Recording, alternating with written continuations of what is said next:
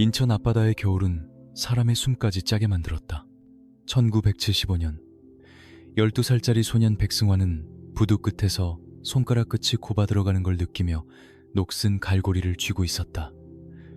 갈고리의 차가운 쇠맛이 손바닥에 박혔다. 그때 소년의 발치에는 파도가 아니라 검게 젖은 선상바닥이 있었다.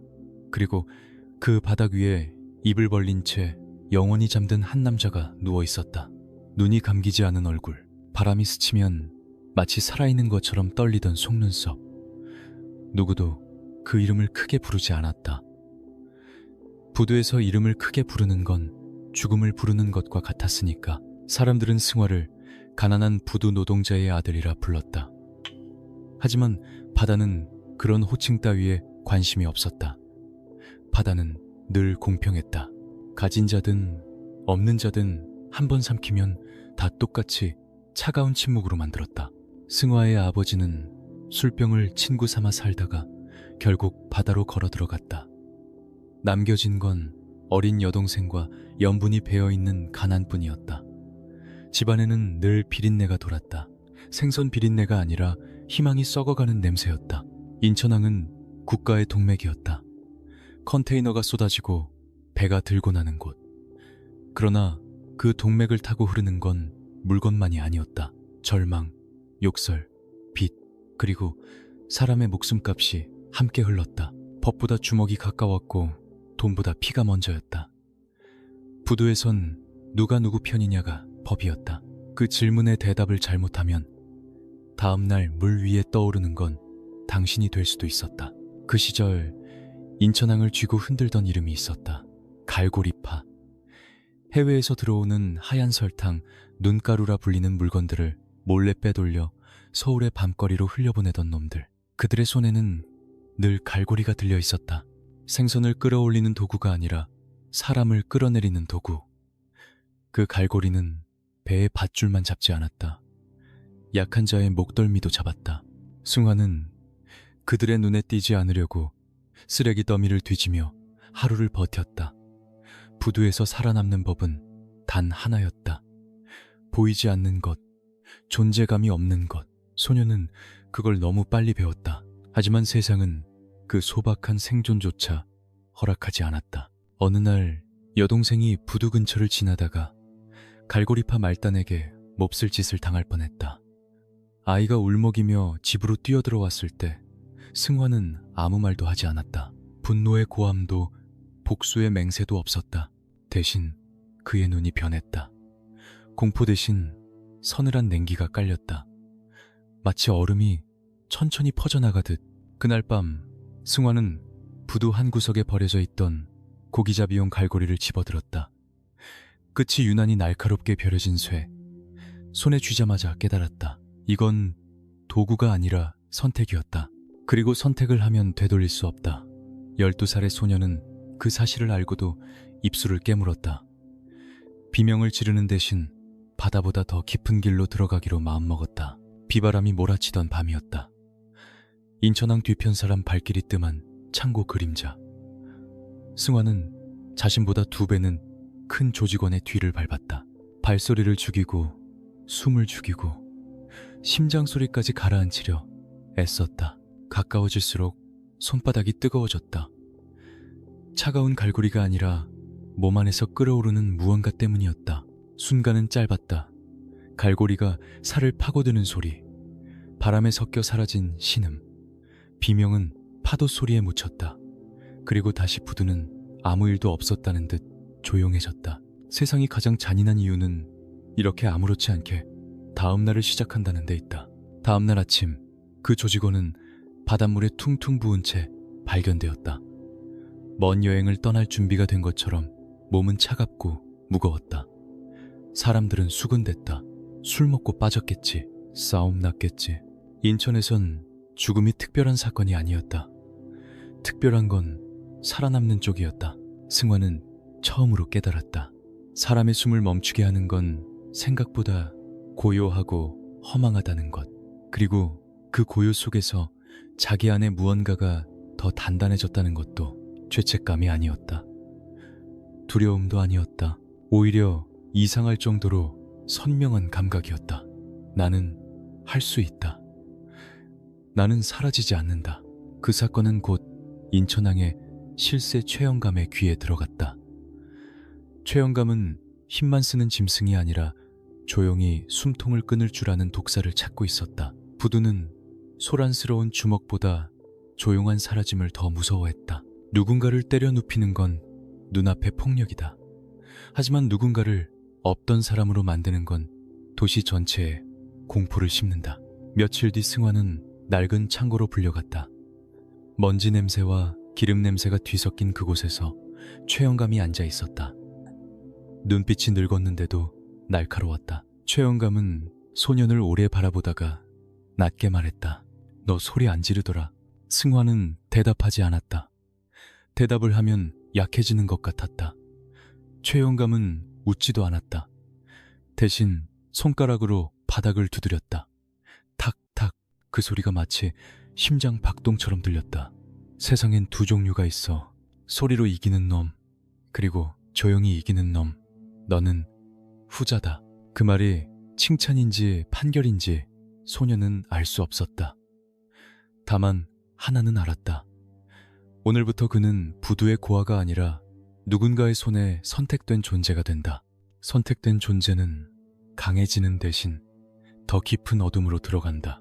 최영감은 자리에서 일어나 승화의 손에 갈고리를 보았다. 녹이 쓴 쇠끝이 아직도 소년의 손바닥에 흔적을 남기고 있었다. 최영감은 조용히 말했다. 그 갈고리 이제 내려놔라. 너한텐 더 좋은 연장이 필요해. 소년은 그 말을 이해했다. 오늘은 시작이었다. 인천 앞바다의 짠내 속에서 12살 백승환은 처음으로 사람을 삭제했다. 그리고 그 삭제의 감각은 그의 인생에서 가장 조용하고 가장 정확한 첫 줄이 되었다. 인천은 그때부터 소년의 이름 대신 다른 단어를 준비하기 시작했다. 눈보라. 부두의 밤은 낮보다 정직했다. 낮에는 사람들 모두가 일을 하는 척, 살아있는 척을 한다. 컨테이너가 내려오고 지게차가 지나가고 욕설이 오가고 웃음 같은 것도 섞인다. 하지만 밤이 되면 인천항은 본색을 드러낸다. 어둠 속에서는 누구도 선량한 얼굴을 오래 유지하지 못한다. 그리고 그 밤의 틈새에서 12살 백승환은 더 이상 아이가 아니었다. 여동생은 그날 이후로 자주 악몽을 꿨다. 작은 몸이 이불 속에서 떨리면 승환은 말없이 옆에 앉았다. 괜찮아. 같은 말은 하지 않았다. 그 말은 공기를 따뜻하게 만들지 못한다는 걸 승환은 이미 알고 있었다. 대신 그는 문을 걸어 잠그고 창문 틈을 막고 여동생의 학교기를 직접 확인했다. 사람들은 그것을 보호라고 부르지만 승화에게 그건 계산이었다. 누가 어디서 어떤 시간에 위험해지는지, 도시의 어둠이 어디를 좋아하는지. 며칠 뒤 갈고리파의 말단이 죽었다는 소문은 부두의 바람을 타고 돌았다. 누구 하나 크게 떠들지 않았다. 대신 사람들은 눈을 피했다. 죽음은 누구에게나 돌아올 수 있는 편지였고 편지를 받는 사람만 달라질 뿐이었다. 문제는 그 편지가 12살 아이의 손에서 발송되었다는 사실이었다. 그 얘기를 들은 자들은 웃지 못했다. 애새끼가 뭘 했겠어 라고 말하는 순간 그 애새끼가 다음 편지를 보낼 수도 있으니까. 최영감은 승화를 거두고 나서도 당장 칼을 쥐어주지 않았다. 그는 먼저 소년을 항만의 구석구석에 던져놓았다. 세관창고, 냉동창고, 부두 뒤편 선원들이 모이는 허름한 술집, 컨테이너 번호가 적힌 장부가 쌓인 작은 사무실. 승화는 그곳에서 싸움을 배우는 게 아니라 흐름을 배웠다. 무엇이 어디로 들어오고 누가 누구와 손을 잡고 어느 순간에 돈이 움직이며 어느 순간에 사람이 사라지는지. 최영감이 처음 준 임무는 거창한 싸움이 아니었다. 무게를 속이는 쥐새끼들을 찾아라. 하얀 눈에 무게를 줄여 자기 몫을 빼돌리는 놈들. 조직 내부에서 돈을 훔치는 건 배신보다 더 큰 죄였다. 배신은 마음의 문제지만 돈은 생존의 문제였다. 최영감은 승화에게 말했다. 칼로 찌르는 건 누구나 한다. 하지만 나한테 필요한 건 소리 안 나게 끝내는 놈이야. 승화는 조용히 고개를 끄덕였다. 그리고 사라졌다. 그는 며칠이고 사람을 따라붙었다. 그림자처럼, 바람처럼. 점심에 무엇을 먹는지, 어떤 골목으로 돌아가는지, 집에 들어가기 전에 담배를 몇 개비 피우는지, 아내에게는 어떤 목소리를 쓰는지. 승화는 그걸 즐기지 않았다. 그저 머릿속에 저장했다. 사람을 죽이려면 몸보다 먼저 생활을 죽여야 한다고 믿었다. 습관이 끊기면 사람이 무너진다. 그리고 가장 방심한 순간, 승화는 마치 오래된 친구처럼 가까이 다가갔다. 귀에 대고 나직이 물었다. 고향 가고 싶냐? 대답을 듣기도 전에 숨이 끊겼다. 소란도 없었다. 피를 흘리며 뒹구는 시체는 소문을 만든다. 하지만 없어진 사람은 공포를 만든다. 승화는 늘 공포를 선택했다. 시신은 사라졌다. 냉동창고 안에서 잠든 채로, 수출용 컨테이너 안에서 신선식품처럼 분류된 채로, 혹은 서류상 존재하지 않는 유령 화물로. 그때부터 부두에서는 이상한 말이 돌기 시작했다. 박스 공장. 승화의 손을 거치면 사람은 포장되어 어디론가 배달된다는 뜻이었다. 그 단어에는 비웃음이 없었다. 경외도 아니었다. 그저 낮게 깔린 공포가 있었다. 박스는 열기 전까지 내용을 모른다. 그리고 열어도 이미 늦는다. 그렇게 시간이 흘러 1979년이 왔다. 세상은 흔들렸다. 박정희 시대의 종말과 함께 나라 전체가 숨을 들이마신 채 멈춘 것처럼 흔들렸다. 정치는 혼란했고 거리에는 불안이 깔렸다. 그리고 이런 시기엔 늘 뒷세계도 함께 요동친다. 큰 판이 흔들리면 작은 판들이 먼저 깨진다. 최영감도 노쇠했다. 그는 흐름을 타지 못했다. 주변 세력들이 창고를 노리고 달려들었다. 눈가루 창고는 곧 돈이고 돈은 곧 권력이었다. 최영감 주변의 간부들 일부는 슬그머니 계산을 시작했다. 이 늙은 사자 밑에서 언제까지? 그 계산은 빠르고 차가웠다. 하지만 그들의 계산 앞에 이제 막 성인이 된 승화가 서 있었다. 눈빛이 무표정한데도 사람을 얼려버리는 눈빛. 승화는 그들을 한자리에 모았다. 장소는 의외로 밝은 곳이었다. 정성스럽게 차려진 식사자리. 고기 냄새와 술 냄새가 풍기고 웃음이 오가며 마치 가족 모임처럼 보이는 자리. 승화는 검은색 서류 봉투를 하나씩 건넸다. 간부들은 어색한 웃음을 지으며 봉투를 열었다. 그 안에는 사진이 들어있었다. 각자의 가족들이 지방여행을 떠나기 위해 짐을 싸고 있는 사진. 아이가 신발끈을 묶고 아내가 가방을 닫고 노모가 문 앞에서 웃고 있었다. 사진은 평화로웠다. 너무 평화로워서 오히려 숨이 막혔다. 승화는 천천히 술을 따르며 말했다. 형님들, 요즘 바깥 날씨가 많이 춥습니다. 잔이 채워지자 유리 속에서 조명이 흔들렸다. 따뜻한 곳으로 가시고 싶으시면 제가 지금 당장 표를 끊어드리죠. 그 말은 친절한 제안처럼 들렸지만 사실은 선택지 없는 통보였다. 따뜻한 곳은 여행지가 아니었다. 돌아오지 못할 곳이었다. 간부들의 입술이 바짝 말랐다. 그들은 그 자리에서 승화의 진짜 무기를 깨달았다. 칼이 아니었다. 주먹도 아니었다. 가족이었다. 가족이 붙잡힌 순간 사람은 가장 빨리 무너진다. 그날 밤 인천항의 주인이 바뀌었다. 피 한 방울 튀기지 않았다. 소란도 없었다.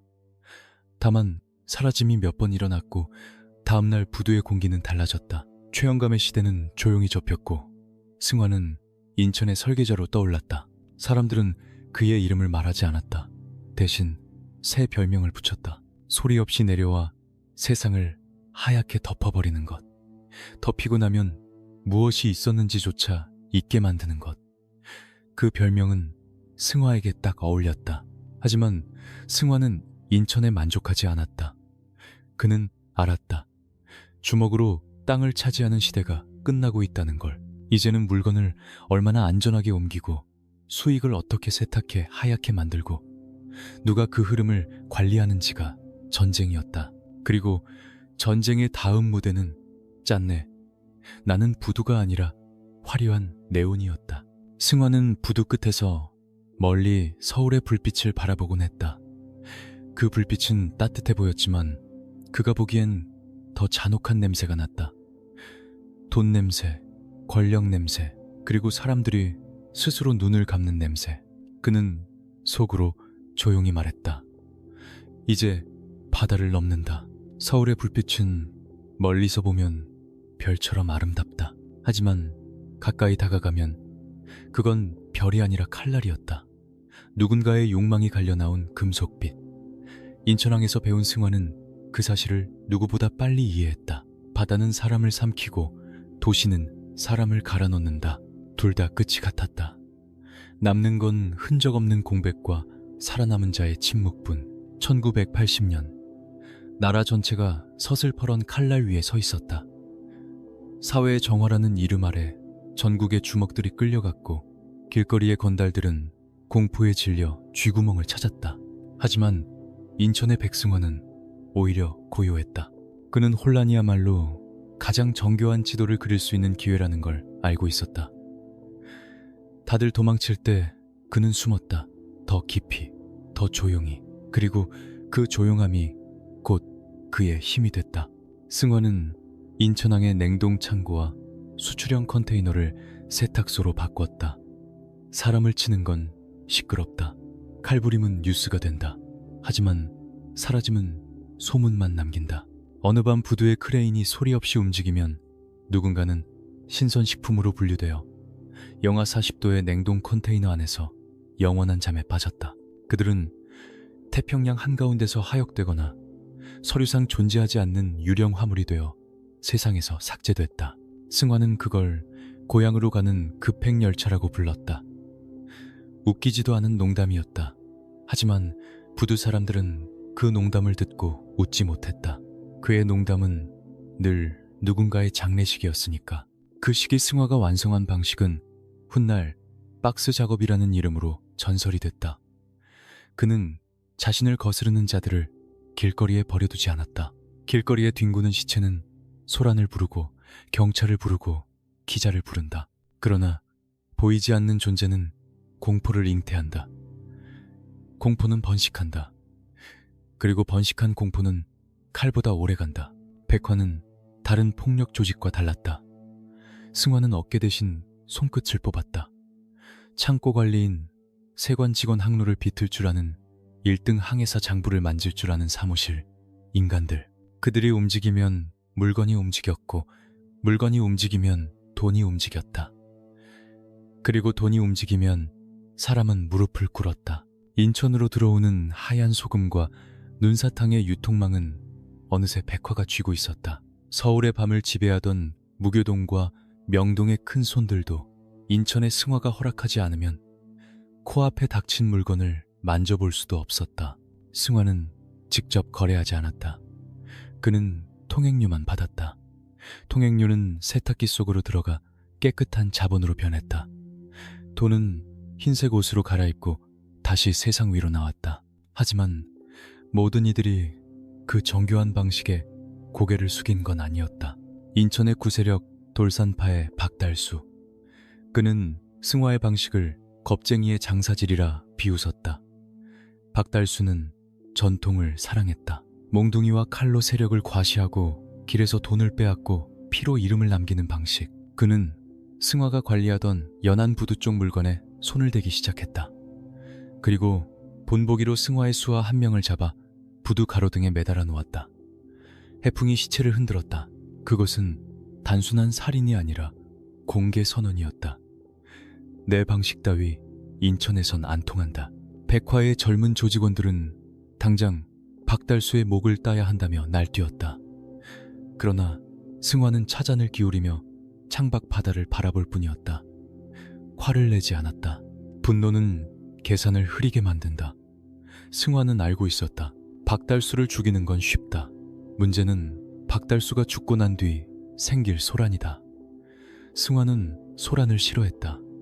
그는 소란을 피하지 않고 소란이 일어나기 전에 끝내는 쪽이었다. 그는 먼저 박달수가 가장 아끼는 근거를 파악했다.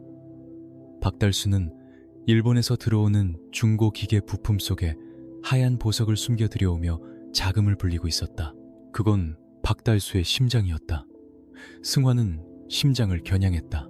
그리고 늘 그랬듯 직접 움직이지 않았다. 대신 누군가를 움직이게 했다. 박달수가 관리하던 세관 라인에 은밀한 선물이 전달됐다. 그리고 컨테이너 번호가 아주 살짝 수정됐다. 숫자 하나 글자 하나.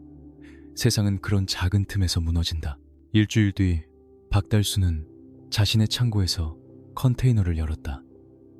보석이 있어야 할 자리에는 얼음이 가득했다. 그리고 그 얼음 속에 일주일 전 자신이 매달아둔 승화의 수화 시신이 그대로 들어있었다. 퉁퉁 부어버린 얼굴, 얼음이 입안을 막아 말도 못하는 입, 박달수의 눈동자가 흔들렸다. 공포는 목 뒤에서부터 올라왔다. 그 위에는 만년필로 쓴 쪽지 한 장이 놓여 있었다. 형님 물건이 잘못 배달된 것 같아 다시 돌려보냅니다. 다음 배달은 형님이 직접 가셔야 할 것 같습니다. 박달수는 당장 몸을 돌리려 했지만 그 순간 창고 문이 부서지듯 열렸다. 정화의 칼을 든 군경이 들이닥쳤다. 승화가 미리 흘려놓은 제보 덕분이었다. 박달수는 제대로 싸워보지도 못한 채 끌려갔다. 삼청이라는 지옥으로. 그리고 그의 모든 이권은 주인 없는 낙엽처럼 승화의 발치로 떨어졌다. 승화는 단 한 번의 칼질 없이 인천의 어둠을 자신의 색으로 칠해버렸다. 이것이 승화의 방식이었다. 상대를 때려 눕히는 게 아니라 사회에서 존재할 수 없게 만드는 것. 감옥이든 서류든 소문이든 무엇이든 이용해 상대의 숨통을 조였다. 1982년 무렵 승화는 더 이상 부두의 대장이 아니었다. 그는 인천의 경제 지도를 다시 그리는 건축가로 불렸다. 합법적인 건설사와 물류회사를 세웠고 백화의 식구들은 작업복 대신 맞춤 양복을 입었다. 갈고리 대신 서류 가방을 들었다. 그러나 가방 안에는 여전히 누군가의 인생을 포장해버릴 수 있는 계약서들이 들어있었다. 승화는 그때부터 이미 다음 무대를 계산하고 있었다. 한강 이남의 땅에서 돈 냄새가 폭발하고 있었다. 인천의 짠내로는 채울 수 없는 달콤한 시장. 승화는 자신의 최측근 박스 작업의 명수 김철구를 불렀다. 강남에 집을 좀 알아봐라. 그 말이 떨어지자 인천항의 배들이 일제히 백고동을 울리는 것처럼 느껴졌다. 그것은 새로운 시대의 개막이었다. 서울의 밤이 곧 겪게 될 가장 차갑고 잔혹한 눈보라의 예보였다.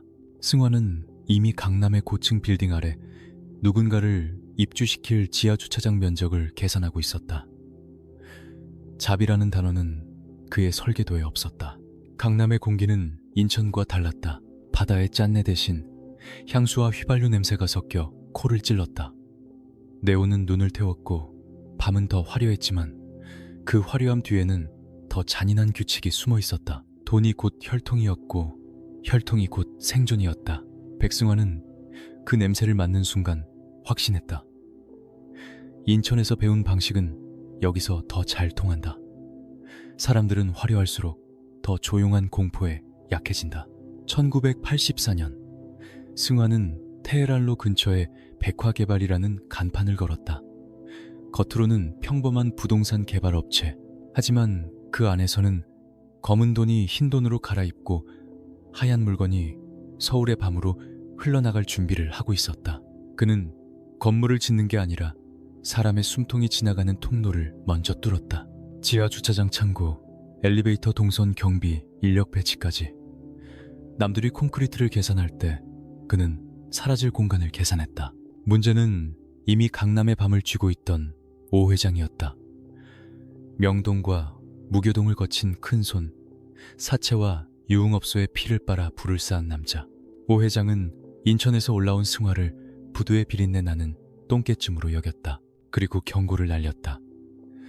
바닷가 놈들은 바닷물이나 마셔라. 서울의 맑은 물을 흘리면 안 된다. 승화는 웃었다. 하지만 그 웃음은 따뜻하지 않았다. 얼음이 깨질 때 나는 소리 없는 균열 같은 웃음이었다.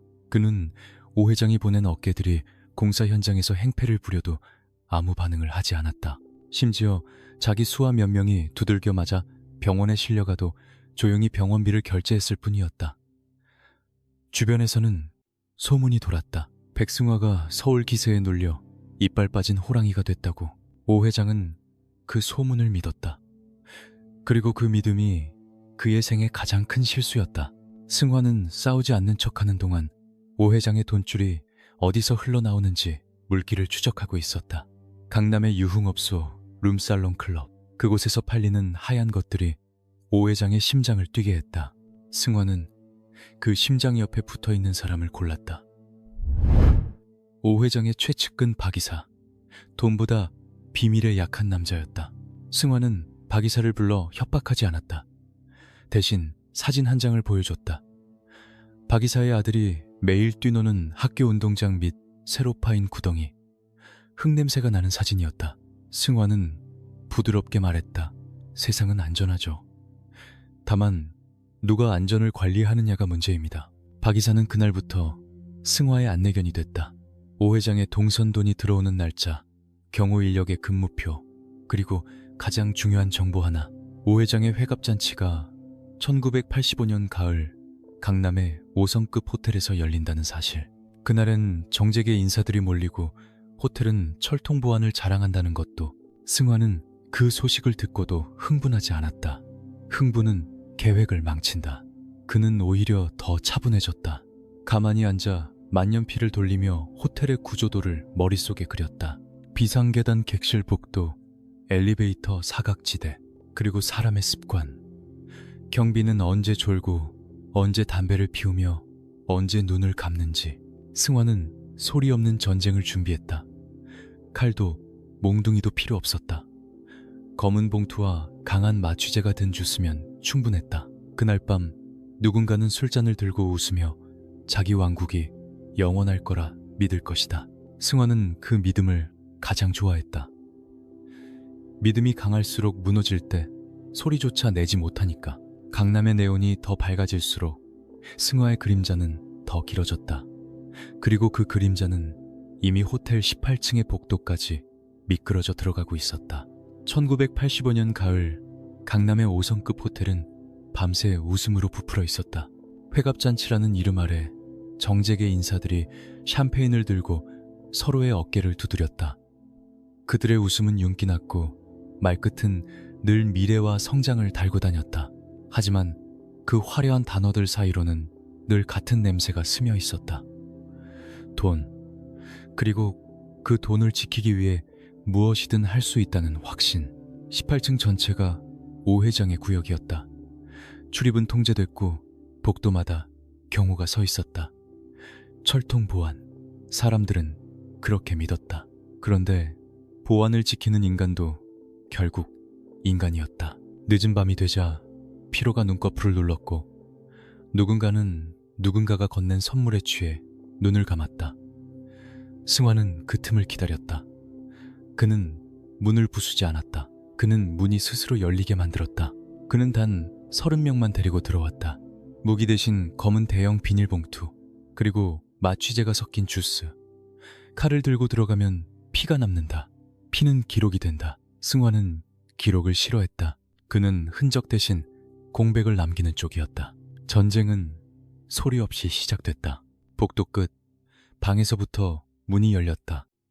한 명이 들어가고 문이 닫히고 잠시 후 다시 열리면 다른 한 명이 나왔다. 웃음이 사라진 얼굴, 말은 없었다. 그들은 서로 눈도 마주치지 않았다. 마치 호텔 직원들이 밤샘 청소를 하듯 승화의 사람들은 복도를 닦아내고 있었다. 오 회장의 핵심 수하들이 하나씩 사라졌다. 12. 숫자는 우연이 아니었다. 승화는 언제나 숫자로 생각했다. 사람은 감정이지만 숫자는 계획이다. 12이면 충분했다. 나머지는 스스로 무너질 테니까. 새벽 무렵 연 회장, 한켠. 모두가 취해 있는 자리에서 오 회장은 혼자 남아 있었다. 방금 전까지 그를 둘러싸던 어깨들은 어디론가 사라졌고 음악은 여전히 흐르지만 공기가 달라져 있었다. 오 회장은 그제야 느꼈다. 호텔이 너무 조용하다는 것. 승화는 그 앞에 나타났다. 천천히 예의 바른 걸음으로 마치 늦게 도착한 손님처럼. 오 회장의 손이 떨렸다. 술잔이 바닥에 부딪혀 맑은 소리를 냈다. 승화는 그 소리를 듣고도 표정을 바꾸지 않았다. 그는 정중하게 잔을 주워들고 다시 채워주었다. 회장님, 서울물이 맑다고 하셨죠. 그런데 바닥을 보니 찌꺼기가 너무 많더군요. 오늘 대청소를 좀 했습니다. 오 회장은 입을 열었지만 말이 나오지 않았다. 위협을 하려 해도 주변에 사람이 없었다. 사람은 있었지만 이미 그의 편이 아니었다. 승화의 방식은 늘 같았다. 상대를 때리기 전에 상대가 숨쉬는 공간을 먼저 뺏는다. 그날 밤 열둘은 관광을 떠났다. 비행기도 배도 타지 않았다. 그들이 도착한 곳은 강남의 한 아파트 공사 현장. 콘크리트 타설을 기다리는 넓은 바닥. 새벽의 차가운 공기 속에서 그들은 하나씩 눕혀졌다. 비명은 없었다. 그리고 다음 날 아침 시멘트가 그 위를 덮었다. 완벽하게, 평평하게. 지도에서 지워진 것은 사람만이 아니었다. 오 회장의 제국 자체였다. 사람들은 믿었다. 오 회장이 핵심들을 데리고 해외로 야반 도주했다고. 누군가는 그럴듯한 소문을 만들었고 누군가는 그 소문을 더 크게 퍼뜨렸다. 하지만 승화만은 알고 있었다. 강남의 화려한 야경 아래 그들이 영원히 잠들어 있다는 걸. 그 사건 이후 강남의 물길은 하나로 모였다. 백승화의 필터를 거치지 않으면 아무것도 흐르지 않았다. 그는 폭력으로 왕이 된 게 아니었다. 존재 자체를 삭제하는 방식으로 도시의 규칙이 되어버렸다. 그리고 강남의 밤은 그때부터 자신도 모르게 한 가지를 배우기 시작했다. 더 무서운 건 칼이 아니라 조용한 공백이라는 것. 강남의 물길이 한번 막히자 사람들은 그제야 숨이 누구 손에 쥐어져 있는지 깨달았다. 돈은 흐르는 척했지만 사실은 허락받아야 움직였다. 유흥업소의 수익도 사채의 이자도 하얀 물건의 운송도 심지어는 부동산 분양권의 웃돈까지. 겉으로는 시장이 굴러가는 듯 보였지만 그 안쪽에는 한 사람의 설계도가 있었다. 백승화. 그는 더 이상 깡패가 아니었다. 시스템이었다. 그런데 시스템이 되면 그 다음 욕심이 생긴다. 돈만으로는 부족해진다. 돈을 지켜줄 우산이 필요해진다. 1987년 거리에는 뜨거운 열기가 끓었다. 민주화의 함성이 서울을 흔들었고 사람들은 독재 타도를 외쳤다. 하지만 승화가 바라보는 세상은 여전히 회색이었다. 그는 학생들을 비웃지 않았다. 오히려 그 혼란을 즐겼다. 큰 소리가 날수록 그림자는 더 짙어진다. 세상이 떠들면 떠들수록 뒤에서는 더 많은 거래가 조용히 성사된다. 승화는 결심했다. 이제는 보스가 아니라 후원자가 되어야 한다. 악마는 늘 가면을 쓴다. 그리고 가장 좋은 가면은 선행이다. 그해 그는 백화재단을 만들었다. 부루, 이웃을 돕고 장학금을 주고 복지사업에 기부하는 자수성가한 젊은 기업가. 언론은 그런 이야기를 좋아했다. 가난한 부두의 고아가 노력으로 성공했다는 서사. 사람들은 그런 서사를 사랑하며 그 뒤에 숨은 피냄새는 스스로 외면했다. 장학금의 출처가 인천항 컨테이너 밑바닥에서 나왔다는 걸 아는 이는 극소수였다. 승화의 겉모습도 완벽하게 바뀌었다. 낡은 가죽 점퍼 대신 이탈리아 맞춤 정장, 뿔테 안경으로 차가운 눈빛을 감췄다. 손에는 연장 대신 골프채, 주머니에는 칼 대신 명함. 그 명함 한 장이면 국회 출입증을 얻을 수 있었다. 그가 노린 이는 김 의원이었다. 대선을 앞두고 자금이 필요한 유력 정치인. 겉으로는 깨끗한 이미지, 뒤로는 선거 자금 마련에 허덕이는 남자. 승화는 그 약점을 구원으로 포장했다. 어느 밤 김 의원의 비밀 선거 캠프에 사과 상자 수십 개가 배달됐다. 뚜껑을 열자 사과 대신 빳빳한 돈다발이 꽉 들어 있었다. 지폐 냄새가 방을 메웠다. 김 의원의 손이 떨렸다. 승화는 조용히 말했다. 의원님, 세상은 이상하게도 깨끗한 얼굴일수록 돈이 더 많이 듭니다. 김 의원은 떨리는 손으로 승화의 손을 잡았다. 그 악수는 계약서였다. 악마와의 계약서. 승화는 단 한 가지만 요구했다. 제가 아는 작은 사업들에 그림자가 생기지 않도록 태양이 너무 밝게 비치지 않게만 해주십시오. 김 의원은 고개를 끄덕였다. 그날 이후 마법 같은 일이 벌어졌다. 백화 개발에 대한 국세청 조사가 갑자기 중단됐다. 세관의 문턱은 더 낮아졌다. 건설 인허가는 이상하리만치 빨라졌다. 승화는 깨달았다. 주먹으로 여는 문보다 도장에 찍힌 문이 훨씬 조용하고 훨씬 넓다는 걸. 하지만 승화는 단순히 돈만 대주는 물주에 만족하지 않았다. 그는 김 의원의 정적들을 처리하는 그림자 내각이 됐다. 정치판에서 목숨을 끊는 건 칼이 아니라 스캔들이다. 한 번 터지면 평생 숨을 못 쉬게 한다. 승화의 수하들은 기자로, 운전기사로, 식당 종업원으로 위장해 정보를 모았다. 술자리 대화, 호텔방 번호 숨겨진 내연 관계, 그리고 가장 결정적인 순간, 그 정보는 폭탄이 되어 터졌다.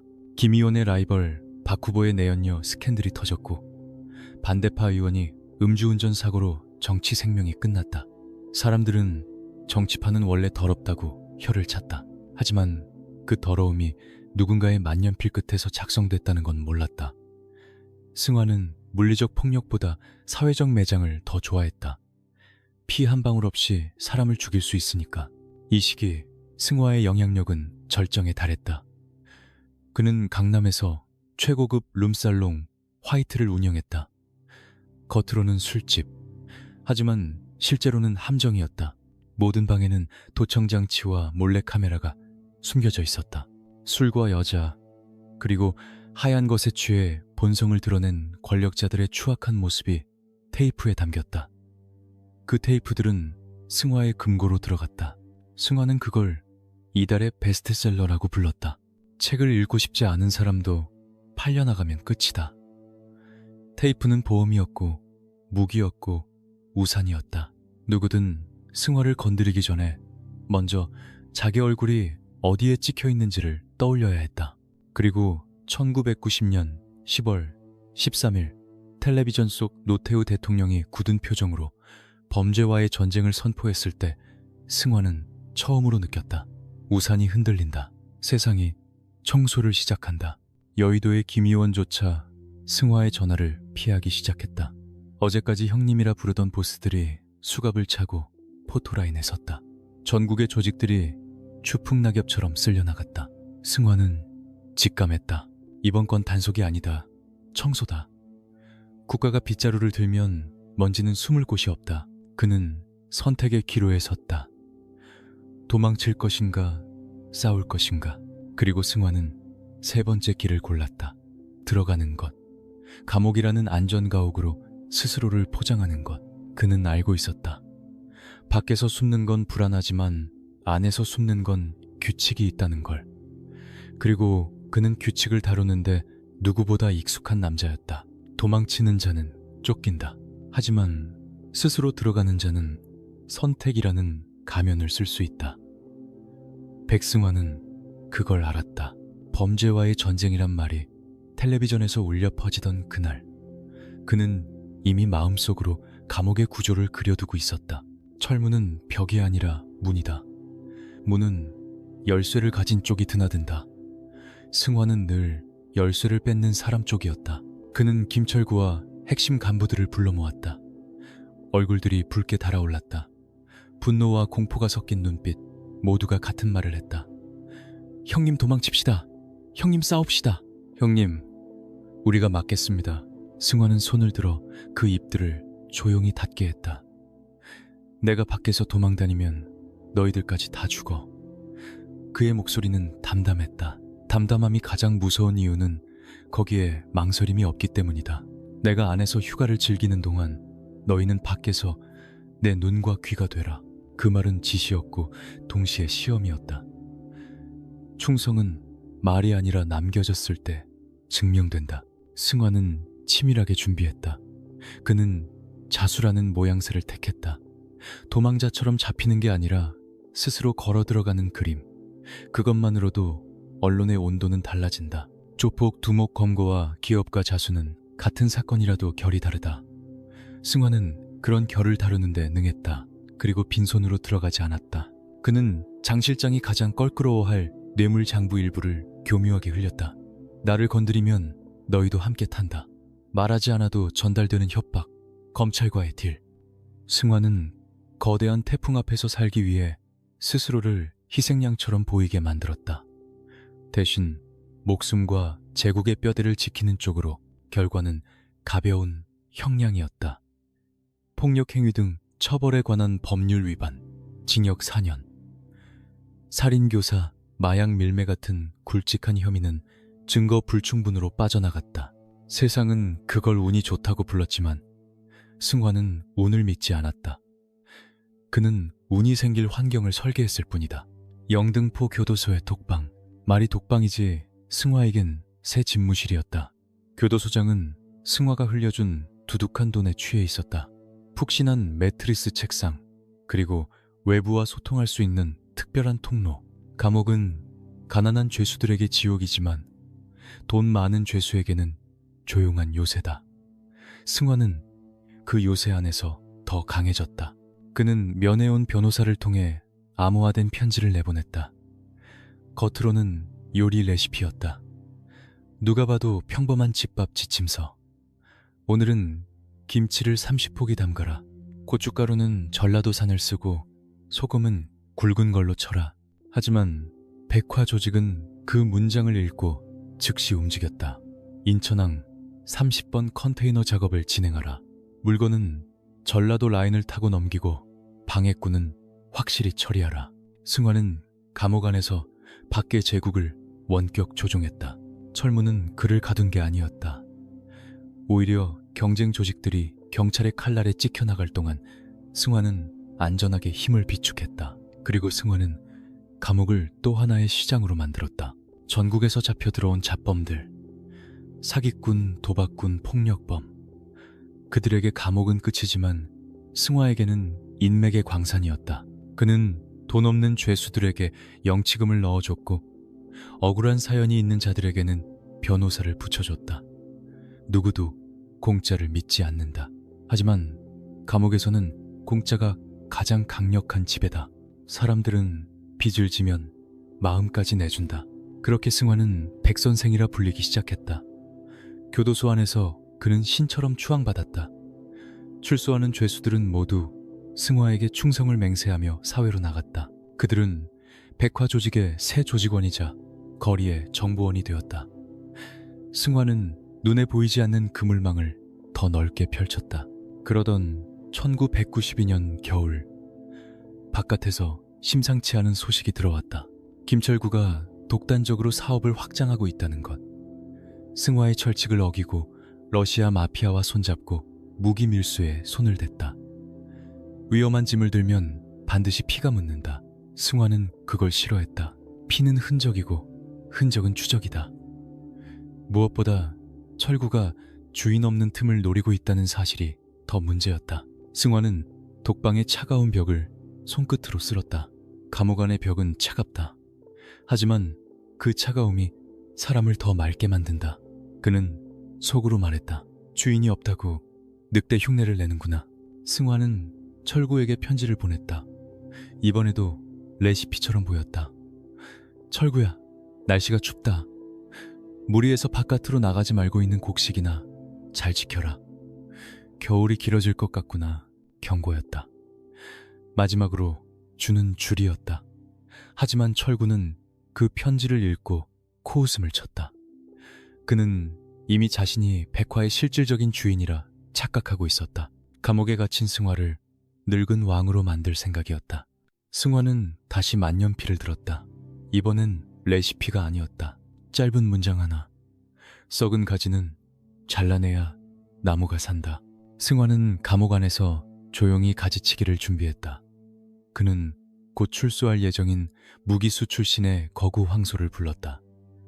황소는 승화에게 목숨을 빚진 자였다. 승화는 그의 귀에 낮게 속삭였다. 나가면 철구에게 안부 좀 전해줘라. 너무 멀리 가지 말라고. 그 말은 부탁처럼 들렸지만 사실은 선고였다. 감옥의 시간은 느리다. 하지만 승화에게 4년은 칼을 가는 숫돌이었다. 그는 더 날카로워졌고 더 더 차가워졌다.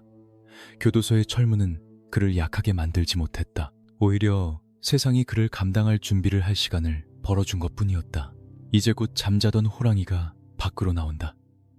그리고 밖에서 기다리는 건 충성이 아니라 배신이었다. 1994년 겨울 영등포 교도소에 철문이 열리던 날, 바깥 공기는 탁했다. 매연과 습기가 섞인 서울의 냄새. 하지만 백승화에게 그 냄새는 향수처럼 달콤했다. 감옥은 그를 가둔 게 아니라 그가 더 단단해지는 시간을 줬다. 이제 그는 돌아왔다.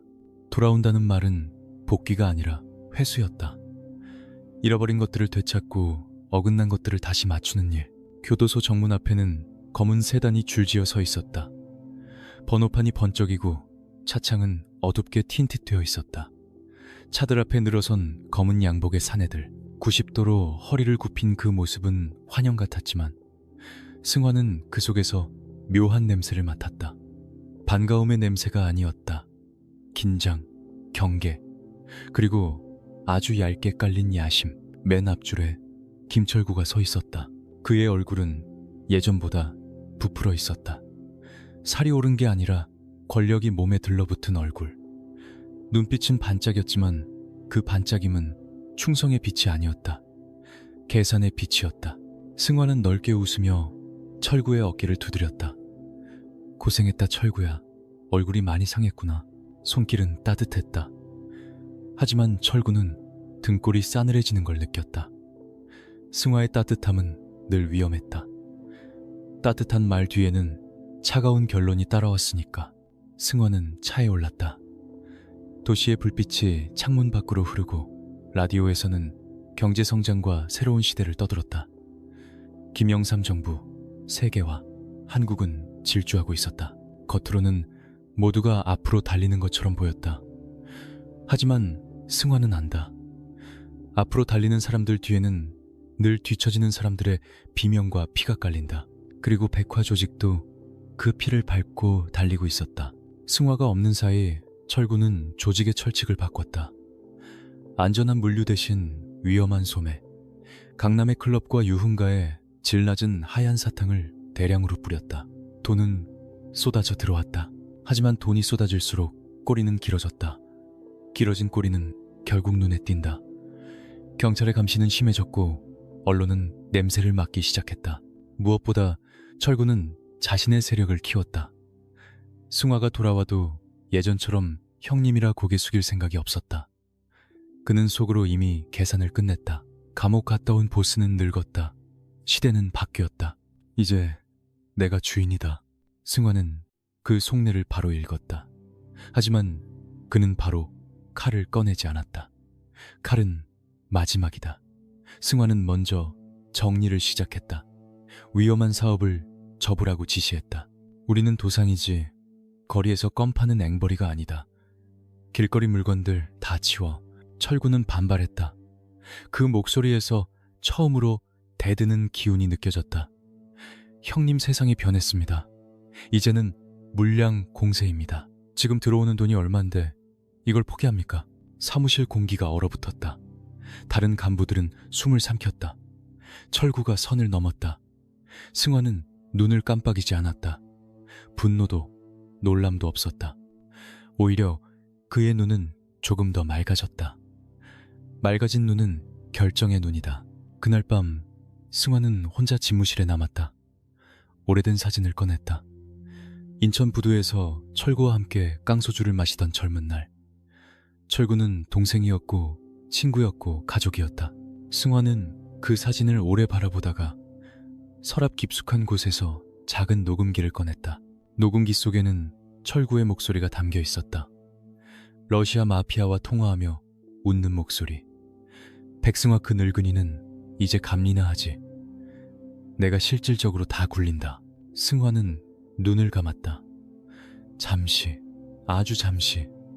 그 짧은 순간은 인간으로서 남은 마지막 망설임 같은 것이었다.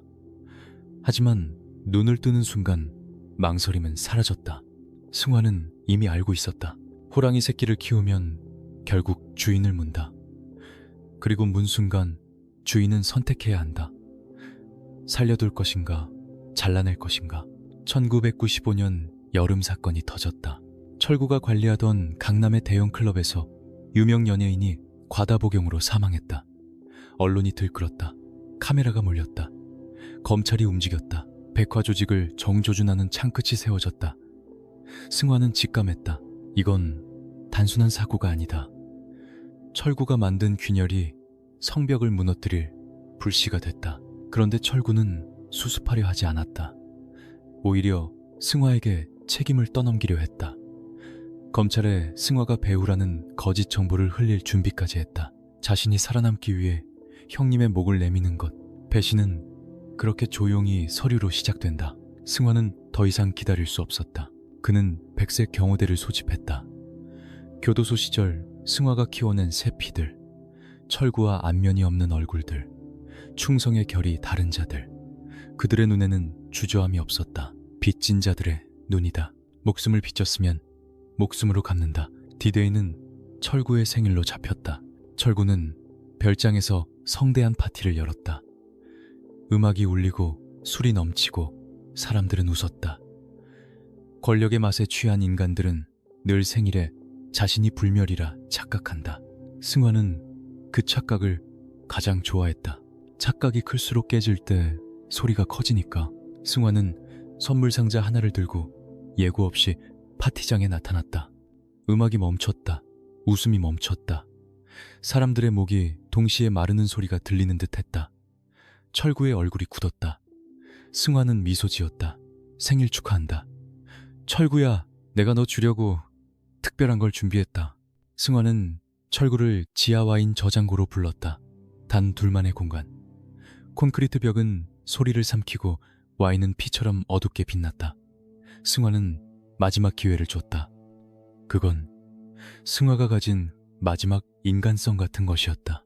지금이라도 다 내려놓고 남쪽 내려가서 낚시나 하며 살아라. 내가 평생 먹여 살려주마. 승화의 눈빛은 진심이었다. 하지만 권력에 중독된 철구는 진심을 모욕으로 들었다. 그는 칼을 뽑았다. 형님, 이제 그만 내려오시죠. 시대가 바뀌었습니다. 칼끝이 승화의 복부를 향해 날아왔다. 그 순간 그림자에서 황소가 튀어나왔다. 번개처럼 철구의 손목을 낚아챘고 뼈가 부러지는 소리가 지하 공간을 찢었다. 철구의 비명이 와인 저장고를 울렸다. 승화는 피하지 않았다. 그는 싸우지 않았다. 승화는 늘 그랬다.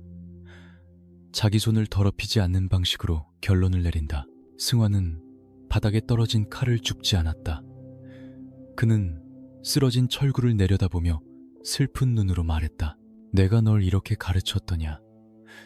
지어야 할 때와 물어야 할 때를 구분 못하는 개는 슬프지만 안락사시키는 수밖에 없다. 승화는 뒤돌아 나갔다. 문 너머에서 황소가 주사기를 꺼내는 소리가 들렸다. 치사량의 고순도 수면제. 철구는 살려달라고 애원했지만 승화는 그 소리를 애써 외면했다. 그날 밤 철구는 자신이 그토록 좋아하던 하얀 것에 취해 영원히 깨지 않는 잠에 들었다. 철구의 장례식은 성대했다. 꽃이 넘쳤고 조문객이 줄을 섰다. 검은 양복들이 물결처럼 움직이며 고개를 숙였다. 애도는 형식이었고 형식은 서로의 목숨줄을 확인하는 절차였다. 이 바닥에서 장례식은 추모가 아니다. 누가 살아남았는지, 누가 다음 칼을 쥐었는지 확인하는 자리다. 백승화는 상주로 섰다. 조문객이 손을 잡고 조용히 고맙습니다를 반복했다. 그의 눈에는 눈물이 고여 있었다. 하지만 그 눈물이 슬픔인지 회한인지 혹은 단지 연기인지 아무도 알 수 없었다. 다만 모두가 느꼈다. 철구의 관보다 더 무거운 것이 이 장례식장에 놓여 있다는 걸. 승화라는 절대자의 침묵. 철구의 죽음 이후 조직 내부의 동요는 순식간에 잠재워졌다.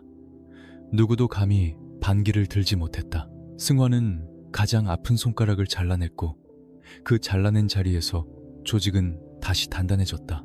그러나 승화의 가슴 한 구석에는 채워지지 않는 구멍이 생겼다.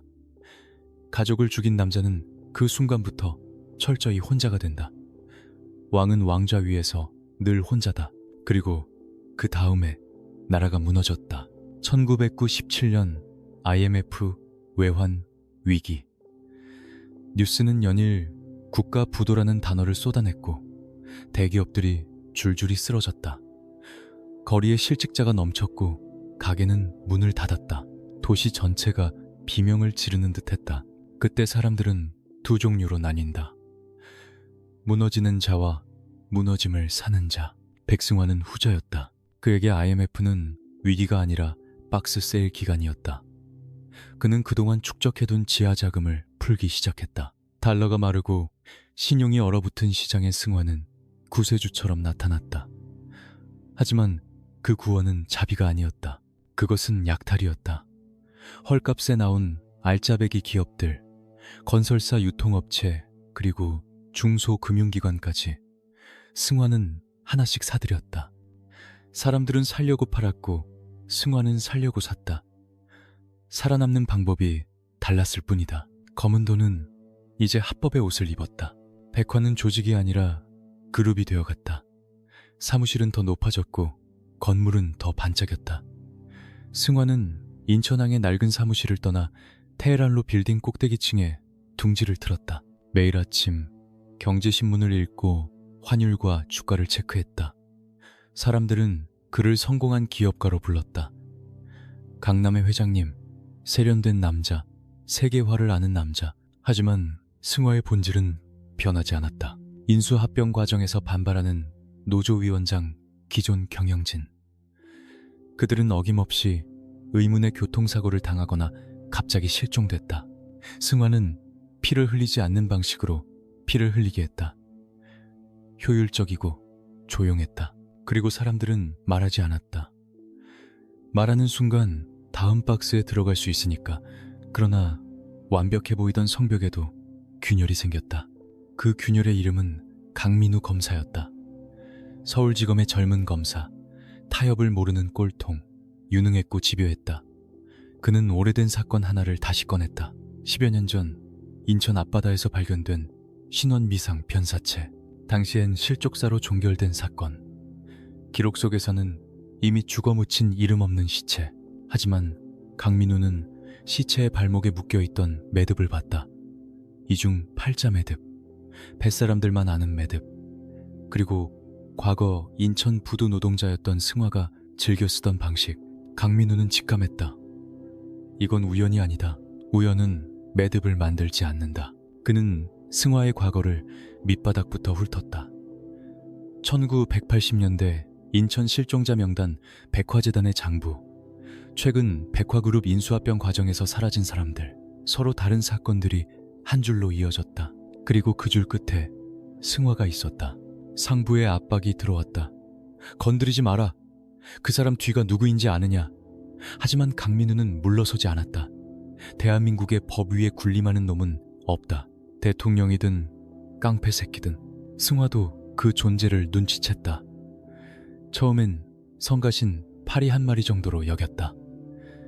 파리는 손으로 쫓으면 된다. 그는 강민우에게 당근을 보냈다. 골프 가방, 해외 연수, 미인계. 하지만 강민우는 그 모든 걸 거절했다. 그리고 뇌물을 전달한 중간책을 구속해버렸다. 승화는 오랜만에 진짜 흥미를 느꼈다. 재미있는 놈이군. 뼈다귀를 줘도 안 먹는 개라. 승화는 직접 만나기로 했다. 장소는 강남의 고급 일식집. 두 남자가 마주 앉았다. 칼을 든 손님들 사이에서 진짜 칼은 눈빛에 있었다. 승화가 먼저 입을 열었다. 검사님, 세상은 흙과 백으로만 이루어진 게 아닙니다. 회색지대가 있어야 세상이 돌아가는 법이죠. 강민우는 차갑게 받아쳤다. 회색지대, 당신 같은 범죄자들이 숨는 곳을 그럴듯하게 포장하지 마시오. 내 눈에는 당신은 그저 살인자일 뿐입니다. 강민우는 부검 기록과 사진을 탁 내려놓았다. 매듭 사진이 보였다. 이 매듭 당신 솜씨지. 내가 반드시 당신 손목에 내 수갑을 채워주마. 승화는 껄껄 웃었다. 하지만 웃음 뒤에는 서늘한 살기가 감돌았다. 검사님, 밤길 조심하십시오. 요즘 서울 밤거리가 꽤 어둡습니다. 그날 이후 강민우를 향한 압박이 시작됐다. 집 앞에 죽은 쥐가 놓였고 자동차 브레이크가 고장나는 사고가 이어졌다. 누군가는 익명으로 전화를 걸어 가족의 동선을 읊었다. 공포는 그렇게 일상을 파고든다. 하지만 강민우는 멈추지 않았다. 오히려 언론에 백화그룹 비리 의혹을 터뜨리며 승화를 벼랑 끝으로 몰았다. 승화는 깨달았다. 이 젊은 늑대는 겁을 줘서 쫓을 상대가 아니다.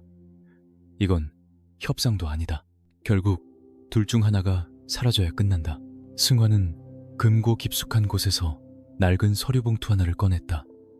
그림자 유언장, 정재계 인사들의 치부와 비리 명단, 자신의 자산을 해외 페이퍼 컴퍼니로 빼돌릴 계획, 그리고 마지막 판을 짜는 설계도. 그는 새 신복 독사를 불렀다.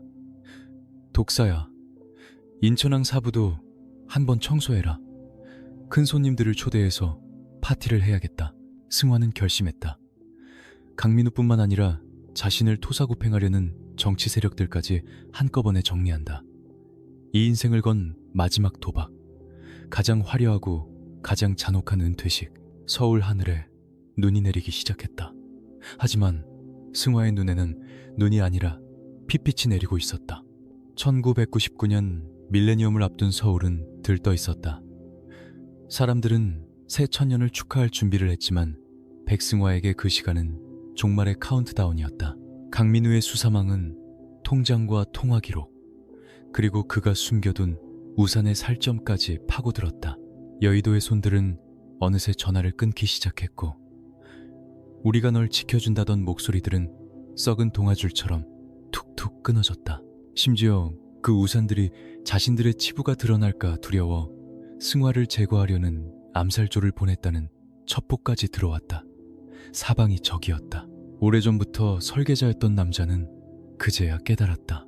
이 판에서 더 이상 지킬 것이란 오직 마지막 장면뿐이라는 걸.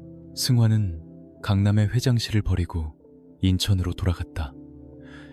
모든 것이 시작된 곳, 인천왕 제사부두에 버려진 냉동창고.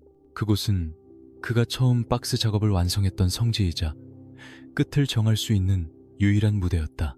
그는 남은 조직원들을 불러 모았다. 한때 수천이었다는 식구는 이제 50 남짓. 하지만 그 눈빛은 더 단단했다. 승화는 비상금을 나눠주며 말했다. 떠날 사람은 지금 떠나라. 오늘 밤은 아주 길고 춥다. 아무도 움직이지 않았다. 그들은 이미 알고 있었다. 떠나는 순간 살아도 평생 도망자라는 걸. 밤이 깊어지자 폭우가 쏟아졌다. 부두 위의 불빛이 빗줄기에 찢겨 흔들렸다. 수사본부와 경쟁조직이 연합해 급습한다는 정보는 정확했다. 멀리서 사이렌이 울렸고 곧 수백의 발소리가 파도를 밀어내듯 다가왔다. 삼광탄이 터지며 어둠이 하얗게 갈라졌다. 총성이 비에 묻혀 먹먹하게 퍼졌다. 쇠파이프 칼, 화염병이 날아다녔고 컨테이너 사이 좁은 통로는 피와 물과 진흙으로 미끄러워졌다. 승화는 2층 통제실에서 화면을 내려다보며 지휘했다. 그의 옆에는 낡은 샷건, 한 자루와 위스키 한 병, 화면 속 선봉에 방탄조끼를 입은 강민우가 보였다. 승화는 씁쓸하게 웃었다. 끈질긴 놈, 결국 여기까지 왔구나. 방어선이 하나씩 뚫렸다. 무전이 터졌다. 형님 1층이 뚫렸습니다. 놈들이 올라옵니다. 승화는 위스키를 병째 들이켰다. 그리고 천천히 일어났다. 더 이상 회장님이 아니었다. 갈고리를 쥐던 부두의 야수로 돌아가 있었다. 그는 샷건을 장전하고 계단을 내려갔다. 복도에서 경쟁 조직의 행동대장들이 달려들자 괴음과 함께 2명이 쓰러졌다. 탄이 떨어지자 승화는 총을 버리고 소방도끼를 집었다. 좁은 공간이 아수라장이 됐고 그의 흰 셔츠는 붉게 물들었다. 하지만 눈빛만은 차갑게 맑았다. 마침내 1층 중앙홀. 쓰러진 사람들 사이로 강민우가 권총을 겨누며 외쳤다. 백승화 이제 끝났다. 총 버리고 투항해 승화는 도끼를 바닥에 떨어뜨리고 양손을 들었다. 그런데 입가에는 여유가 남아 있었다. 검사 양반, 당신이 이긴 것 같나? 이 판은 내가 짠 거야. 나는 잡히는 게 아니라 사라지는 거다. 그 순간 승화가 미리 설치해둔 스위치가 눌렸다. 굉음과 함께 철문이 무너지고 바닷물이 창고 안으로 밀려들었다. 조명은 꺼졌고 세상은 한순간 암흑이 됐다. 사람들의 비명과 물소리가 뒤엉킨 사이 승화는 어둠 속으로 몸을 던졌다. 바닥 아래 숨겨진 배수구 바다로 이어진 비밀 통로. 강민우가 손전등을 비추며 달려왔을 때 남은 것은 검은 바닷물과 피에 젖은 넥타이 한 줄뿐이었다. 다음날 뉴스는 그가 도주 중 익사한 것으로 추정된다고 보도했다. 해경이 수색했지만 시신은 나오지 않았다. 인천의 늙은 어부들은 고개를 저었다. 그 양반은 바다에 녹지 않아 잠깐 숨을 고를 뿐이지. 창고 벽에는 누군가가 휘갈겨 쓴 글씨가 남아 있었다. 꽃은 져도 뿌리는 남는다. 그리고 그 글씨처럼 그 밤 이후 인천의 공기는 달라졌다. 전쟁이 끝난 게 아니라 더 긴 겨울이 시작된 듯했다. 백승화가 사라진 뒤 인천의 밤은 이상할 정도로 조용해졌다. 거물이 사라지면 보통은 피비린내 나는 쟁탈전이 벌어진다. 빈자리는 칼이 먼저 채우고 그 다음에 돈이 들어온다. 그런데 이번에는 달랐다. 백화가 남긴 이권을 건드리는 자가 아무도 없었다. 마치 주인이 잠시 자리를 비운 집에 도둑이 감히 들어가지 못하는 것처럼 보이지 않는 눈이 도시를 내려다보는 듯한 서늘함이 인천을 덮었다. 경찰도 경쟁 조직도 심지어 백화 내부의 잔당들조차도 모두 같은 방향으로 몸을 움츠렸다. 누가 왕좌에 앉는지보다 더 중요한 질문이 생겼다. 정말 끝난 게 맞나? 그 기묘한 침묵이 깨진 건 실종 1년째 되던 날이었다. 백승화의 몰락에 앞장섰던 경쟁 조직 칠성파의 두목 최달수. 그는 자신의 안방에서 작은 택배 상자 하나를 받았다. 발신인은 없었다. 문 앞에 상자를 내려놓은 사람도 없었다. CCTV에는 배송 장면이 찍히지 않았다. 마치 상자가 공기에서 생겨난 것처럼. 최달수는 웃으며 상자를 열려했지만 손끝이 떨렸다. 불길한 예감은 냄새처럼 먼저 온다. 뚜껑을 여는 순간 얼굴에서 피가 빠졌다. 상자 안에는 싱싱한 하얀 국화 한 송이, 그리고 낡은 카세트 테이프 하나. 최달수는 입술을 씹었다. 그 꽃은 장례식의 꽃이 아니다. 경고의 꽃이었다. 승화가 살아있을 때 그의 사람들은 종종 말하곤 했다. 국화를 받는 순간부터 목숨은 반납한 거라고. 최달수는 떨리는 손으로 테이프를 재생했다. 칙칙거리는 잡음 사이로 익숙한 목소리가 흘러나왔다. 달수야, 요즘 잠은 잘 오느냐? 날씨가 추우니 입을 꼭 덮고 자거라. 감기 걸리면 영원히 못 일어날 수도 있다. 녹음된 시점이 과거인지 최근인지 알 수 없었다. 하지만 메시지는 너무 명확했다. 최달수는 그날 밤 경호원을 3배로 늘리고 문을 걸어 잠갔다. 창문도 못 열게 했다. 불도 꺼지지 않게 했다. 어둠을 막으면 공포도 막을 수 있다고 믿은 것이다. 그러나 공포는 문 밖에서 들어오지 않는다. 공포는 안에서 자란다. 다음날 아침 최달수는 자신의 침대 위에서 싸늘한 시체로 발견됐다. 외상은 없었다. 사인은 급성 심근경색, 의사는 스트레스가 원인일 수 있다고 말했다. 하지만 방 안의 창문은 활짝 열려 있었고 차가운 바닷바람이 이불을 흔들고 있었다. 그리고 그의 베개맡에는 어젯밤 상자 속에 있던 하얀 국화가 그대로 놓여 있었다. 국화는 부드럽게 웃고 있는 듯했다. 사람들은 수군댔다. 호랑이의 귀신을 보고 놀라 죽었다고. 그날 이후 하얀 국화는 전염병처럼 번졌다. 백승화를 배신했던 전직 간부들, 백화를 공중분해시키려 했던 정치인들, 그들의 집 앞에도 어김없이 국화가 배달됐다. 꽃을 받은 순간부터 그들의 눈빛이 변했다. 잠을 못 잤고 몸이 말랐고 술이 늘었다. 누군가는 스스로 목숨을 끊었다. 누군가는 모든 재산을 사회에 환원하고 산속절로 들어가 버렸다. 사람들은 말하기 시작했다. 백승화라는 이름은 이제 범죄자가 아니라 금기어다. 건드리면 저주가 붙는다. 그 연쇄적인 공포를 쫓는 단 한 사람, 강민우 검사는 분노와 좌절에 시달렸다. 그는 최달수의 사망 현장을 직접 조사했다. 침입 흔적은 없었다. 자물쇠는 멀쩡했고 경호도 있었고 문도 잠겨 있었다. 그런데 강민우는 창틀에 묻은 미세한 흙먼지를 발견했다.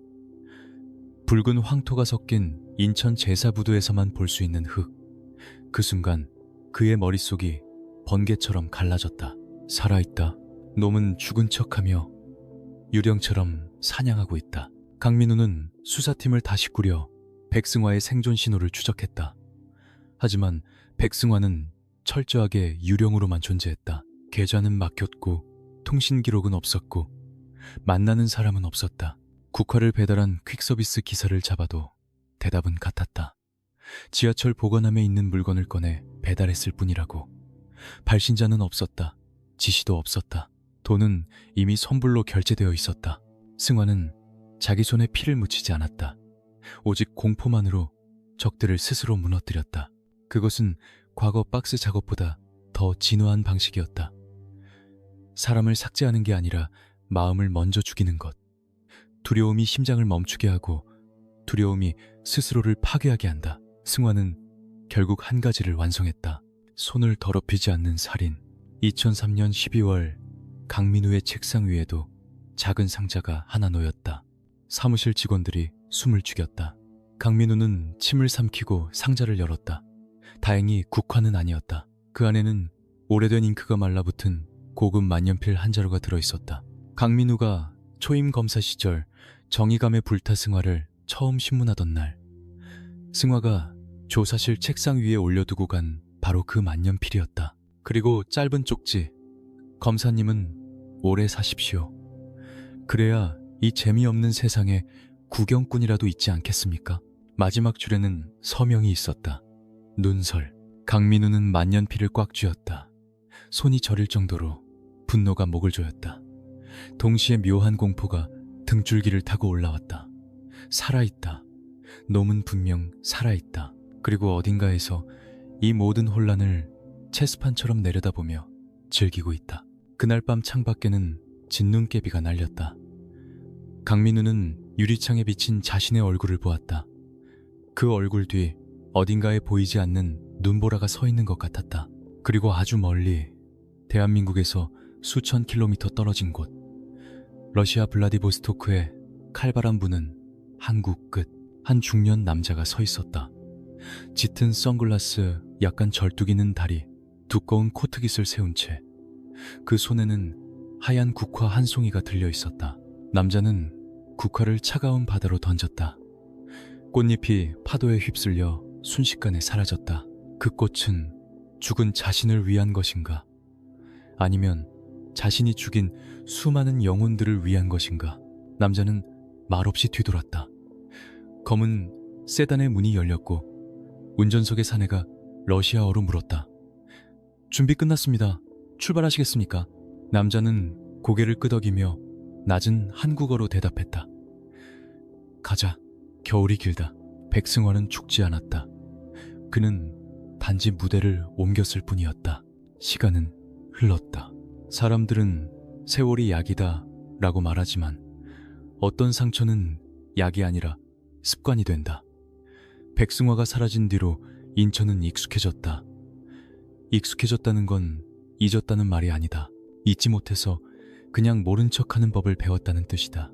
밤거리를 지나는 사람들은 불필요하게 뒤를 돌아보지 않았고 술집에서는 특정 이름을 입에 올리지 않았다. 금기어가 생기면 도시가 조용해진다.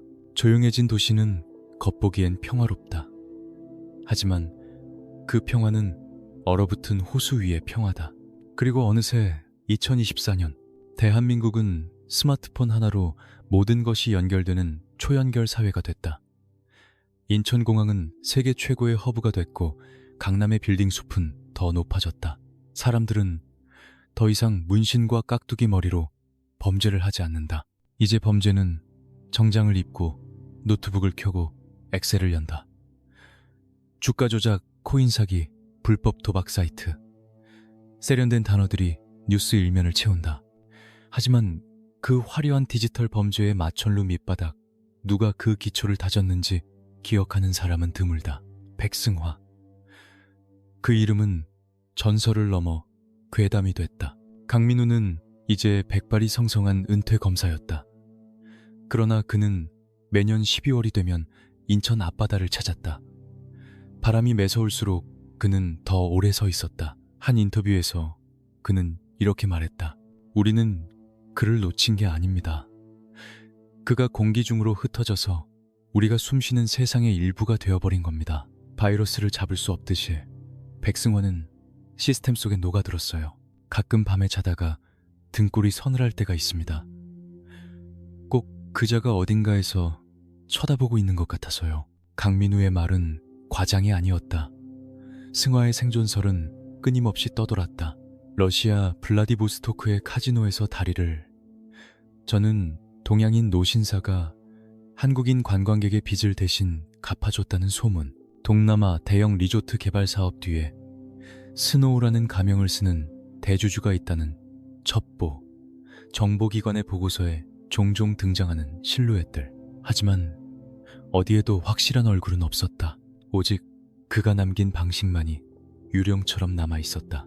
사람을 칼로 죽이지 않고 삭제하는 방식, 돈을 세탁해 합법으로 갈아입히는 방식, 권력자의 약점을 테이프로 묶어 우산으로 만드는 방식, 그리고 공포를 유통해 도시를 통제하는 방식.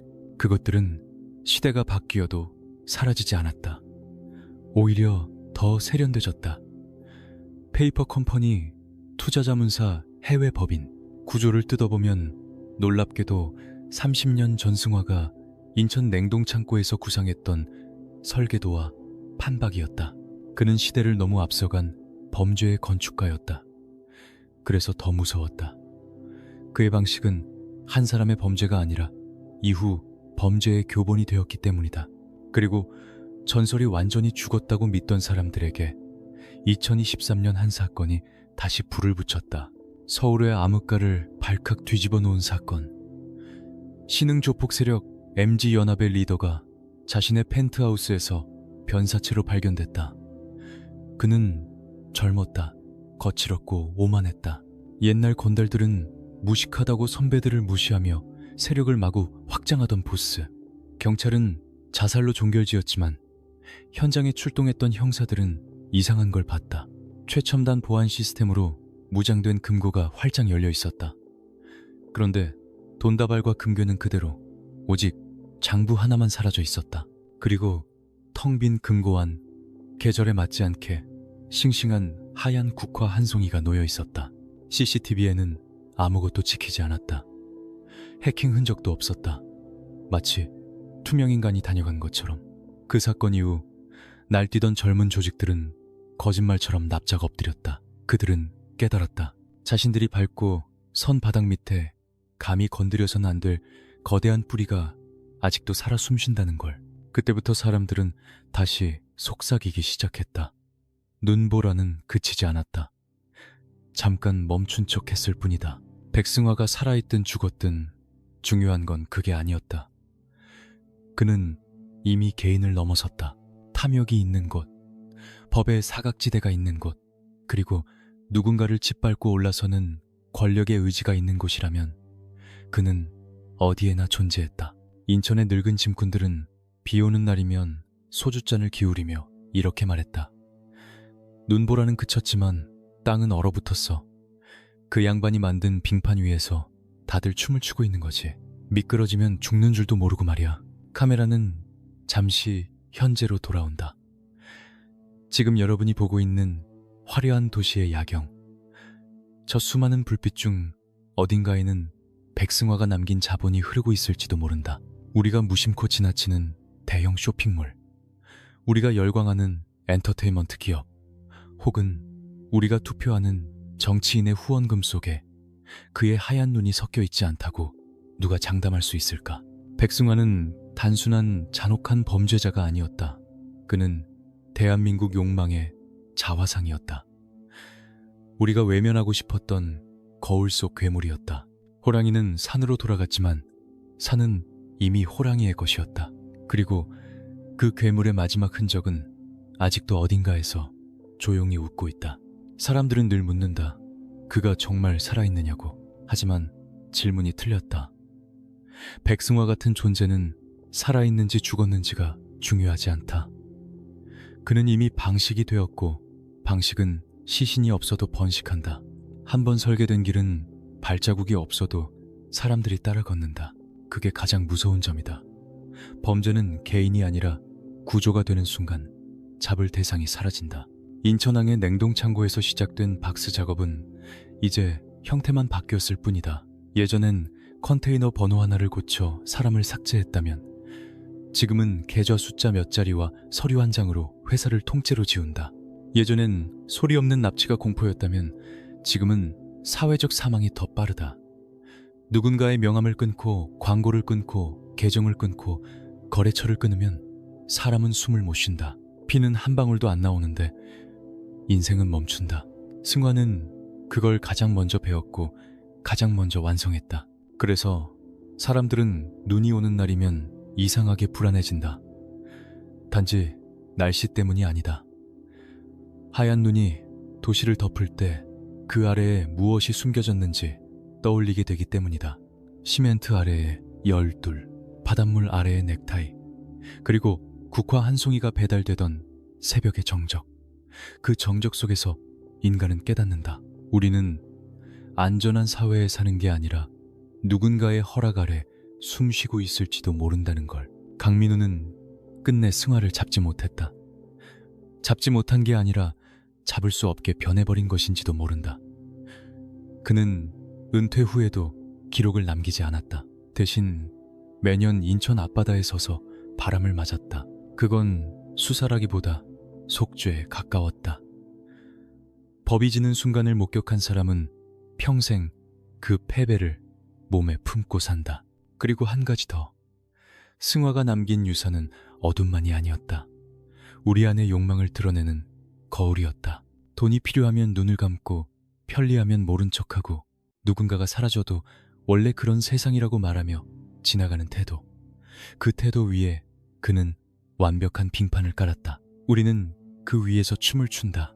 미끄러지면 죽는 줄도 모르고 혹시 오늘 밤 여러분의 휴대폰에 모르는 번호로 메시지가 온다면, 혹은 누군가의 책상 위에 설명할 수 없는 선물이 놓인다면, 하얀 국화가 아니라 해도 잉크가 말라붙은 만년필 한 자루만으로도 충분하다. 그건 말이다. 나는 아직 너희를 보고 있다. 그렇게 전설은 끝나지 않는다. 전설은 형태를 바꿔 살아남는다. 백승화라는 이름이 사라져도 눈보라라는 공포는 남는다. 그리고 그 공포가 남아있는 한 누군가의 삶은 또 조용히 박스에 담길 것이다. 하지만 그날 이후 강민우는 잠을 제대로 자지 못했다. 만년필은 아무 말도 하지 않는데 책상 위에 올려져 있는 것만으로도 방 안의 공기가 바뀌었다. 마치 누군가가 문틈에 손가락을 끼워 넣고 조용히 웃고 있는 듯했다. 강민우는 펜을 쥐고 끝을 살폈다. 잉크가 말라붙은 홈, 그 홈에 스며든 시간, 그리고 그 시간 속에 남아있는 사람을 포장하던 손의 습관. 그는 결국 인천으로 내려갔다. 겨울비가 내리는 새벽, 제사부두로 향하는 길은 텅 비어 있었다. 바다는 아무렇지 않게 출렁였고 부두의 크레인은 녹슨 팔로 하늘을 긁고 있었다. 강민우는 폐허가 된 냉동창고 앞에 섰다. 폭발의 흔적은 지워져 있었지만 이상하게도 그곳은 아직도 차가웠다. 시멘트가 아니라 공포가 얼어붙어 있었기 때문이다. 창고 안은 캄캄했다. 손전등 불빛이 벽을 훑을 때마다 먼지가 눈처럼 흩날렸다. 강민우는 발밑의 바닥을 유심히 살폈다. 어딘가에 통로가 있었다. 그날 밤 승화가 사라졌던 구멍. 그는 오래된 도면과 당시 사진을 떠올리며 걸음을 옮겼다. 그러다 한 지점에서 멈췄다. 콘크리트의 미세한 균열, 다른 바닥보다 아주 조금 더 젖어있는 곳, 바다와 연결된 숨구멍처럼. 강민우는 숨을 고르고 쇠막대를 들었다. 금속이 바닥을 두드리는 소리가 텅 빈 창고에 울렸다. 쾅, 쾅. 그 소리마저도 누군가의 심장을 두드리는 것 같았다. 몇 번 더 내리치자 얇게 덮인 판이 삐걱이며 들렸다. 그 아래에는 작은 방이 있었다. 바닷물이 스며든 냄새, 오래된 종이의 곰팡내, 그리고 기름 냄새. 강민우는 그 냄새를 맡는 순간 확신했다. 여기가 진짜다. 방 한가운데 방수포로 감싸진 금속 상자가 있었다. 강민우는 손을 뻗었다가 잠시 멈췄다. 상자를 여는 순간 세상이 달라질지 모른다는 걸 알았기 때문이다. 하지만 그는 눈을 감지 않았다. 그는 끝까지 보는 사람이어야 했다. 뚜껑이 열리자 안에는 장부가 있었다. 사람 이름이 아니라 컨테이너 번호와 날짜 항로, 그리고 옆에 적힌 짧은 메모들. 고향, 급행, 은퇴. 그 단어들은 웃음처럼 보였지만 사실은 묘지의 표식이었다. 강민우의 목이 말랐다. 페이지를 넘길수록 종이는 차갑게 손끝을 베었다. 이건 증거가 아니라 지도였다. 사람을 지우는 지도. 그때였다. 창고 밖에서 아주 작은 발소리가 들렸다. 강민우는 곧장 손전등을 껐다. 어둠 속에서 숨을 죽였다. 바람이 창문 틈으로 들어오며 휘파람을 불었다. 다시 발소리, 그리고 멈춤. 누군가가 창고 입구에서 오래 서 있는 느낌. 강민우는 권총을 쥐었다. 심장이 뛸수록 손바닥은 차가워졌다. 어둠 속에서 낮은 목소리가 들렸다. 검사님, 아직도 추적하십니까? 목소리는 가까웠다. 너무 가까워서 마치 귓속에서 울리는 것 같았다. 강민우는 이를 악물었다. 나와, 백승화. 잠깐의 정적, 그리고 아주 조용한 웃음. 이름을 부르면 또 한 사람은 사라집니다. 그럼 넌 누구냐? 그냥 겨울이지요. 그 순간 손전등 불빛이 스르르 켜졌다. 그런데 불빛은 강민우의 손이 아니라 창고 위쪽 어딘가에서 내려오고 있었다.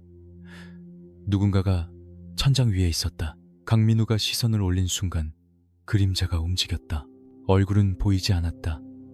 보이려는 듯 보였다가 바람처럼 사라졌다.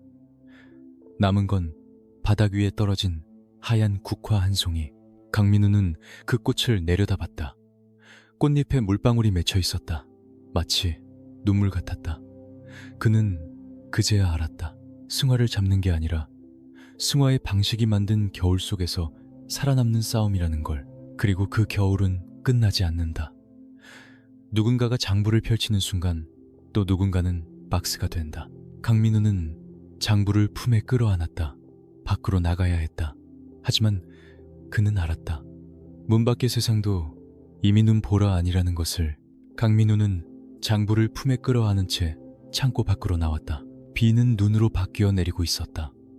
부두의 불빛이 눈발에 먹혀 흐려졌다. 그는 숨을 헐떡이며 주변을 살폈다. 방금 전까지 들리던 발소리는 사라졌고 어디에도 사람의 그림자는 없었다. 마치 이곳엔 처음부터 아무도 없었던 것처럼. 하지만 그의 발치에는 하얀 국화가 남아있었다. 꽃잎은 바람에 떨렸고 그 떨림이 마치 경고처럼 느껴졌다. 강민우는 차에 올라 시동을 걸었다. 라디오는 잡히지 않았고 휴대전화는 먹통이었다. 그는 뒤를 돌아봤다. 폐창고는 여전히 어둡고 바다는 여전히 출렁였다. 그런데 이상했다. 자신이 들어갔던 입구가 보이지 않았다. 눈이 덮인 탓인지 아니면 처음부터 그런 문은 없었던 건지. 강민우는 이를 악물었다. 한 번 더 확인하려고 내리려는 순간 손에 잡히는 장부가 묘하게 가벼워진 느낌이 들었다. 그는 장부를 펼쳤다. 페이지는 젖어 있었다. 잉크가 번져 글자들이 흐릿한 얼룩이 되어 있었다. 고향, 급행, 은퇴. 그 단어들조차 물에 녹아 사라지고 있었다. 강민우는 손가락으로 문질렀다. 아무리 애써도 복구되지 않았다. 마치 누군가가 처음부터 남겨줄 생각이 없었던 것처럼. 증거는 손에 쥐는 순간부터 무용해졌다. 승화는 늘 그랬다. 잡히는 척하며 사라지고 남기는 척하며 지운다. 인간이 아니라 시스템이다. 강민우는 차창에 이마를 댔다. 차가운 유리가 피부를 얼렸다. 그의 머릿속에는 한 문장이 떠올랐다.